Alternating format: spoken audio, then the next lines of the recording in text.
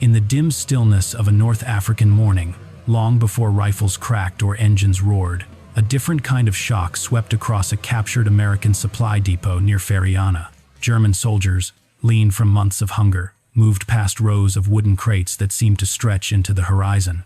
Inside those crates lay something they had not seen in months: real meat, real coffee, real sugar, and enough calories to make a starving man pause in disbelief.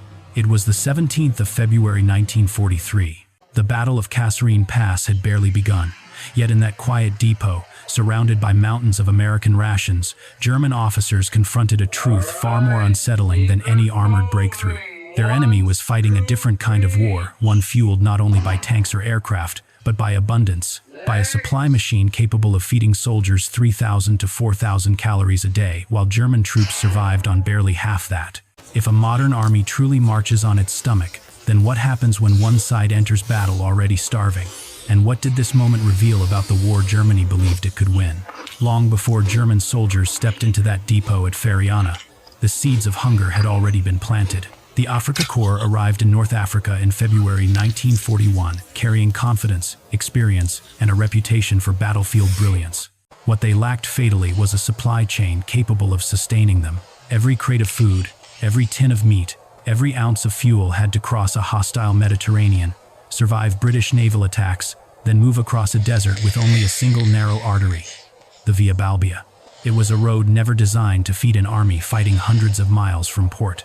As distances grew and truck shortages worsened, commanders stretched their rations until the numbers made no sense. Food meant for 10 men fed 12, then 15, then 20. Soldiers lost weight steadily, 10 pounds, then 20, then more. The desert punished every error. Heat, dehydration, and the sheer emptiness of Libya turned hunger from discomfort into a slow erosion of strength. The Eastern Front, launched in June 1941, compounded the disaster. Operation Barbarossa was built on a fantasy, a lightning campaign intended to end before winter. Its planners prepared food, fuel, and equipment for a few months of rapid victory. Instead, German soldiers marched hundreds of miles into a country where the roads dissolved into mud, the railways used the wrong gauge, and the distances swallowed every attempt at resupply. Horses died from exhaustion, trucks broke down without spare parts, bread froze into bricks, and as Soviet forces retreated, they destroyed farms, grain stores, and infrastructure. The Hunger Plan, Berlin's dream of feeding the army by starving Soviet civilians, collapsed on contact with reality. There was simply nothing to take. By late 1941, the front lines were cold, exposed, and chronically underfed. Soldiers wore summer uniforms in temperatures that plunged below -30 degrees Celsius. Hot meals became rare, then impossible. Frozen bread, thin soup, and whatever could be scavenged kept men alive, but only barely. Medical officers recorded rapid weight loss, weakened immune systems, and a rise in illness long before Stalingrad turned starvation into catastrophe. Across two continents, the pattern was unmistakable. Germany was fighting a global war with a peacetime supply system. Logistics, an afterthought in German doctrine, was already becoming the decisive battlefield. And as the war expanded, the gap between what German soldiers needed and what they received grew wider with every passing month. By the time German forces overran the American depot near Ferrana, the contrast in wartime nutrition had already hardened into an uncomfortable truth. The Battle of Kasserine Pass was still taking shape, but to the men who tore open those crates, that moment felt like stepping into another world. American K-Rations meant only as emergency food offered nearly 2,830 calories a day, and they were packaged with a kind of casual abundance. Real ham and eggs, instant coffee, sugar tablets, biscuits, fruit bars, chocolate, even gum and cigarettes. For soldiers who had grown used to ersatz coffee and bread laced with fillers, it bordered on surreal, and those weren't the good rations. Nearby were crates of ration Type A fresh meat and vegetables and Type B, brimming with canned foods of every variety. Real coffee by the ton, condensed milk, chocolate that had not been melted and reformed a dozen times, even ice cream mix, shipped across the Atlantic in the middle of a global war simply because American logistics could make it so. The Germans advanced across the battlefield with tactical skill, but here, in this quiet storage yard, America revealed a different kind of superiority, one built on railroads, factories, farms, merchant fleets, and an industrial system capable of projecting comfort thousands of miles from home. If North Africa exposed the rations gap, Stalingrad exposed the human cost. In September 1942, German soldiers fighting in the shattered ruins of the city received about 1,800 calories per day, barely enough to maintain weight in peacetime, let alone in constant urban combat. By December, once the Sixth Army was fully encircled, their ration fell to roughly 100 grams of bread a day, 400 calories, less than what an American soldier swallowed as a mid-morning snack. Men who once marched confidently across Europe now fought with sunken cheeks, trembling hands, and minds dulled by hunger.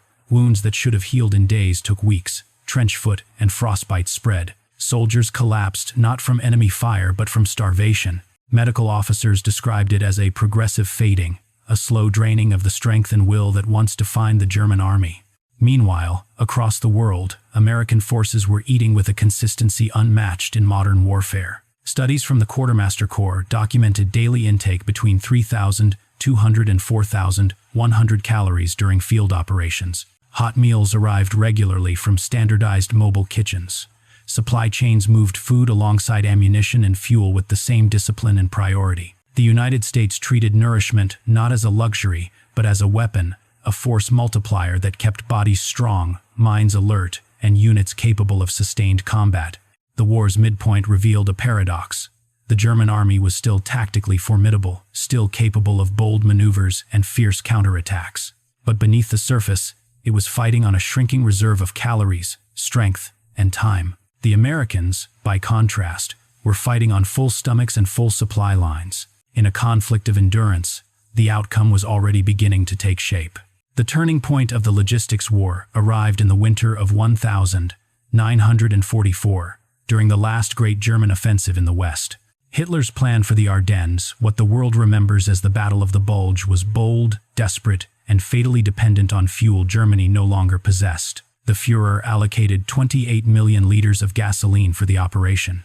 Only half of that ever reached the starting line. Field Marshal von Rundstedt's armored spearheads began the attack with barely 6 days of fuel, and even that calculation assumed smooth progress in terrain that was anything but forgiving. From the beginning, the offensive depended on capturing American supply depots. No fuel seizure meant no breakthrough.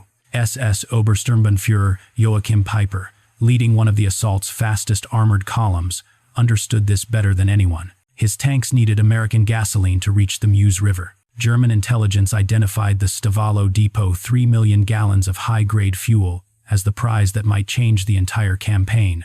Peiper came within 1,000 feet of it. American forces destroyed the stockpiles before his men could touch a single drum. By December 19th, only 4 days into the offensive, the inevitable happened. Tanks that had roared out of the forests sputtered to a halt. General Hasso von Manteufel's armor stopped within sight of the Meuse. Soldiers climbed down from machines that had carried them through years of war, now powerless because the Reich could no longer feed them fuel any more than it could feed them calories. The offensive collapsed under its own logistical starvation. And the suffering was not confined to the battlefield. By early 1945, the German home front was unraveling. Official civilian rations listed roughly 1,670 calories per day on paper. In practice, amid broken rail lines, Allied bombing, and a black market that devoured whatever food still moved, millions survived on barely 800 to 1,200 calories. Children showed signs of acute malnutrition. The elderly died in numbers that no propaganda could conceal. Even frontline units, ostensibly the highest priority, received rations of such poor quality that their medical records read like the charts of famine victims: weight loss, weakened immune systems, slow healing, chronic fatigue. Then came the contrast that many German veterans would remember for the rest of their lives. Captured soldiers, shipped to POW camps in the United States, encountered a system that fed them almost exactly what American troops received, about 3,200 calories per day. Men who weighed 120 or 130 pounds on capture gained 30, 40, sometimes 50 pounds in captivity. Ernst Floder, an 18-year-old soldier captured in Normandy, described his first American meal with disbelief. Real eggs, warm bread, fresh fruit, and coffee that tasted nothing like the scorched substitutes he had known in the Wehrmacht. The irony was impossible to ignore. At the very moment the Reich was collapsing under hunger at home and starvation at the front, its captured soldiers were gaining weight under American care. It was not just generosity. It was proof of a deeper truth.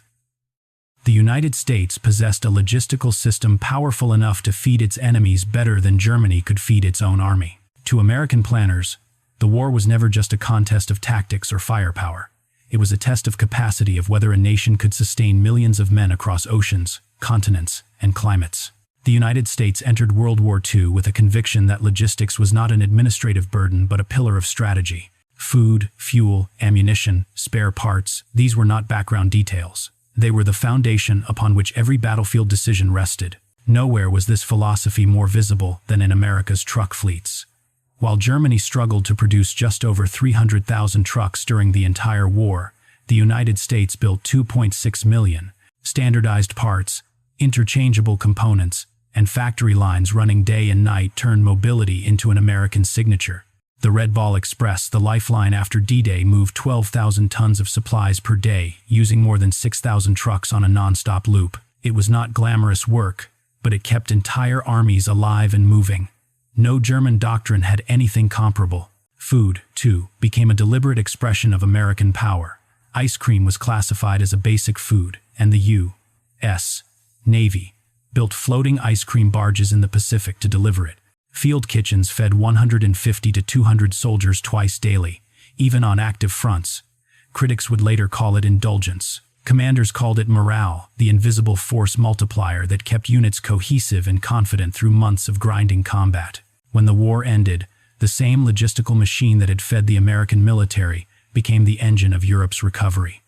Initially, U.S. occupation policy in Germany was austere, even punitive. But as famine loomed and political instability threatened the continent, Washington shifted course. Directive JCS 1779 replaced earlier restrictions, and the Marshall Plan began pouring millions of tons of food into a starving Europe.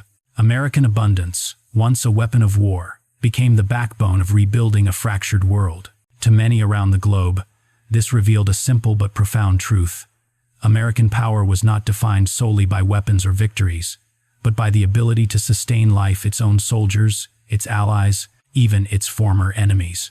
In a century defined by conflict, logistics emerged not only as a battlefield advantage, but as a force shaping the post-war order. In the end, the lesson of the Calorie Gap is not simply about numbers on ration charts. It is about the unseen machinery that keeps an army alive, the farmers who grew the wheat, the factory workers who packed the cans, the logisticians who calculated demands down to the ounce, and the truck drivers who carried food forward under fire. These were the people who shaped the real balance of power in World War II, long before tanks clashed or artillery thundered. The German army never lacked courage or tactical ability. Its soldiers fought with determination in deserts, forests, and shattered cities. But bravery cannot substitute for nourishment, and no strategy can survive on an empty stomach. By 1943, the truth was visible to every German soldier who opened an American ration crate. They were fighting an enemy whose strength flowed not only from industry, but from a logistical philosophy that treated food as a weapon of endurance. America's ability to feed its soldiers 3,500 calories a day across multiple continents was more than a feat of supply. It was a reflection of national capacity, one that continued after the guns fell silent. The same abundance that sustained armies in wartime would, through the Marshall Plan, help feed a devastated Europe back to life. Few nations in history have wielded such power, the power to destroy and the power to rebuild, both carried in the same ships that once crossed the Atlantic. And so, the story that began at a quiet depot in Tunisia becomes something larger than a wartime anecdote. It is a reminder that global conflict is shaped by more than bravery and tactics. It is shaped by logistics, by calories, fuel, and the infrastructure required to keep soldiers moving one more mile. An army marches on its stomach, and in World War II, the side that could feed its men won the war that truly mattered, the war of endurance. As we look at our own world, still defined by fragile supply chains and rising tensions, the question remains, have we learned the lesson of 1943? Do we understand that the strength of a nation begins long before a battle is fought?